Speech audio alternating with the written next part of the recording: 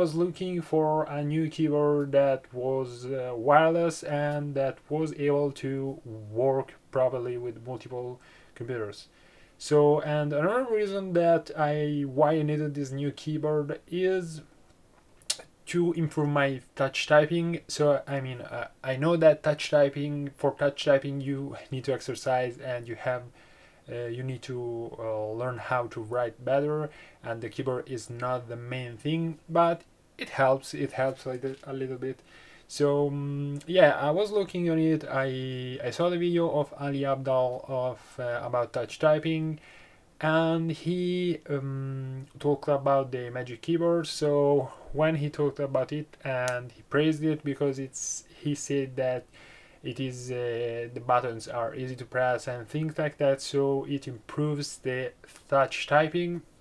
So I went on Amazon and I looked up for the Magic Keyboard, and I found a huge discount of something like I think 30 or 40%. It for sure was a huge discount, so I got it. Then I tried it for a little bit, and so I start by saying that I love Apple products. I know how they work hard and how their product is really well done. They are maybe, as people say, overpriced, but I think that they deserve that price because they are really great products in general. Going to the Magic Keyboard, I didn't like it too much for many reasons. First reason is that I use multiple operating systems, and I use mainly Linux, and I use Windows, for example, to make video editing with many applications, or for example to do photo editing too. For example, use Photoshop, After Effects, and other editing tools.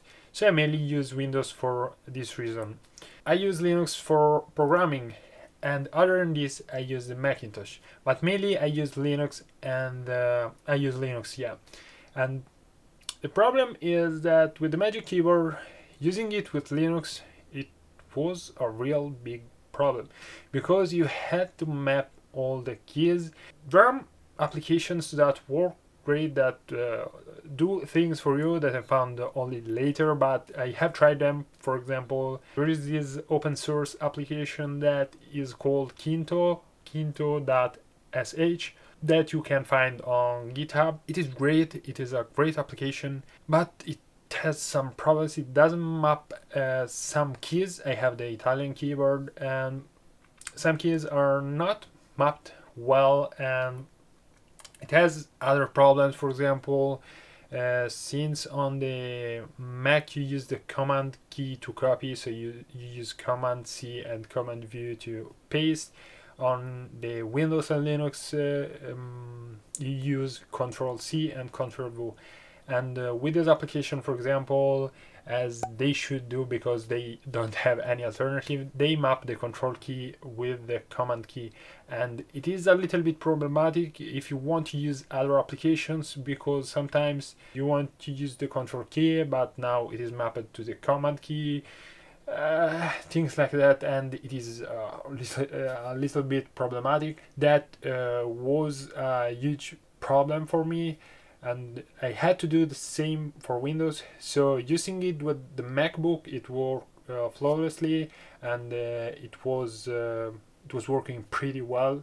And it seems like they are really designed only to work with the Mac, even if you read that other people use it for Windows or Linux, but it is a little bit painful to make it work. Another important factor was that you were not able to use it with multiple devices. So I hate this thing so much.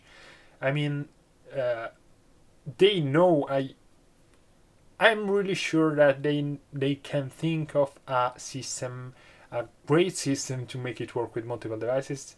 Even if you have, for example, the MacBook and the iPad, you cannot make them work by changing, because every time you have to pair your Magic Keyboard to the computer, and if you want to pair it to the MacBook, you have to to unpair it from the computer and pair it to the MacBook, but then you cannot connect it to the computer and you have this problem. The only solution that I found, and it is a pretty bad and a hated solution, was to attach the cable. So by attaching the cable, I was able to connect the keyboard but I was not able to make it work without the cable. So I was forced to use the cable to make it work, and it was not intended in this way. So this was another huge problem. Another problem was the fact that the Magic Keyboard is designed with the FN function at the bottom left. If you use mainly Windows, Linux, and you are not a Mac user, you may find it a little bit difficult because you are used to press the control key, and if you are used to touch type, you have already memorized that there you have the control. And having the control key near the function key, it was a pretty big problem in my opinion, and I didn't like this at all. And even trying to map it with Linux, it seems like it was not really recognized by the majority of applications, so it wouldn't see it. Another issue was that the Magic Keyboard has wobbly keys, so it doesn't feel really that has stable keys, and it is different from the MacBook keys in my opinion. It doesn't seem the same. They are a little bit wobbly and they don't really seem stable on the Magic Keyboard.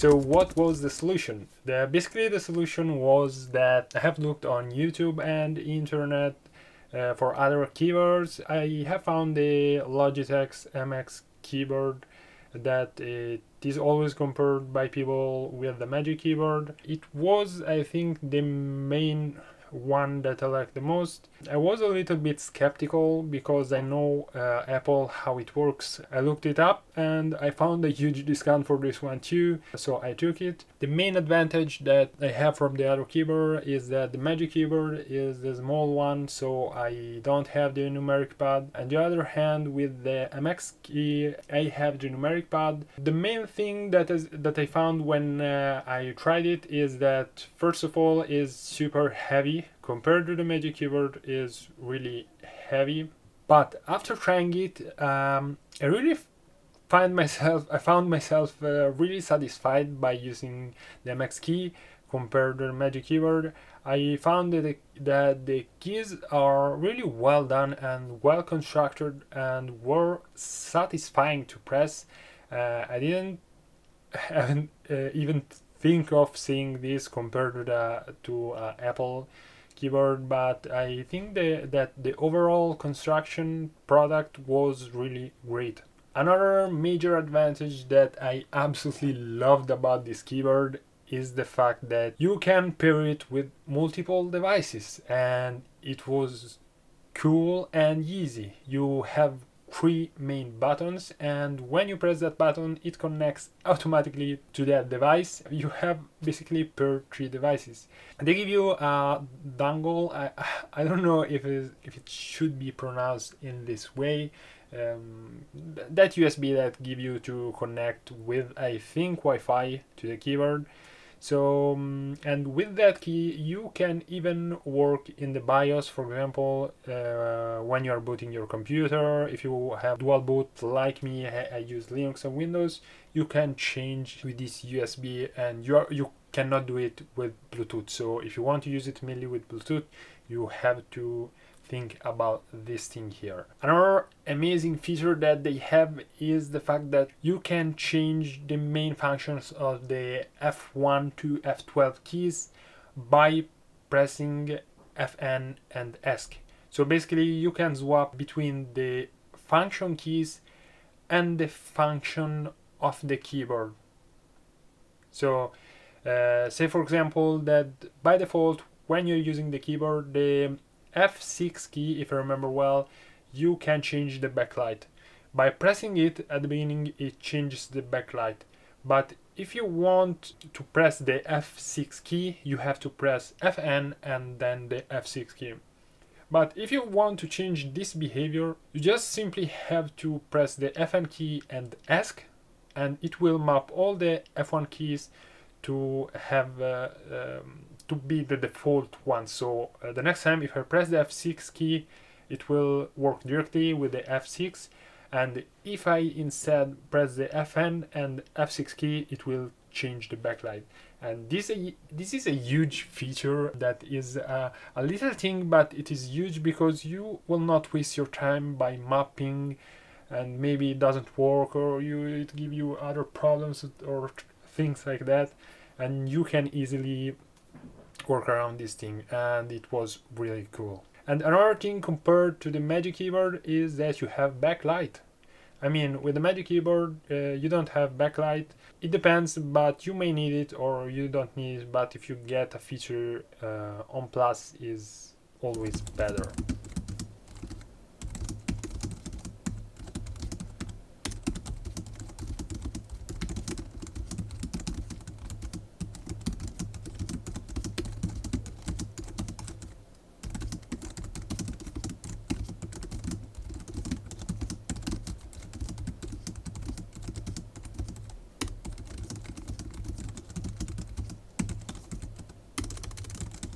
So basically the Magic Keyboard and the MX, I paid them, I would say, the same price, I would say, but you should remember that the Magic Keyboard is the small one and the MX key have the numpad. And the MX key, it cost me a little bit more, but I mean, I have the numpad and a lot more features. And yeah, that's it. So I really suggest you, for example, that in my opinion, if you're using multiple devices, you absolutely should go for something like the MX keys to don't have all the problems and things like that. But if, for example, you have only a Mac and you like this type of keyboard, how you write, the experience on how you write with the Magic Keyboard, and you use, for example, only the Mac, maybe I will suggest you to take the Magic Keyboard. And yeah, and the Magic Keyboard, as I said, it is even lighter. So for example, if you are someone who travels a lot and you love to take your keyboard, I don't know why, but maybe you love to take your keyboard with you, so I really suggest you to take the Magic Keyboard because it is really light, and compared to the MX keys that in my opinion it is absolutely really heavy. So thank you so much for watching, and inshallah I hope that this video benefited you in some way, because there are videos that I have found no one of them talk about these things that for me are crucial as a developer and as someone who use multiple devices and multiple operating systems. And I don't think that I'm the only one, because I think that a lot of other developers use multiple devices, multiple operating systems, or multiple devices. And yeah, so check out my channel if you want other things about programming, and you can subscribe if you want to subscribe, or if you don't, you should maybe. And if you like the video, you can like it if you want. If you don't want, you can do whatever you want. So thank you so much for watching, and inshallah I hope to see you the next time. Bye.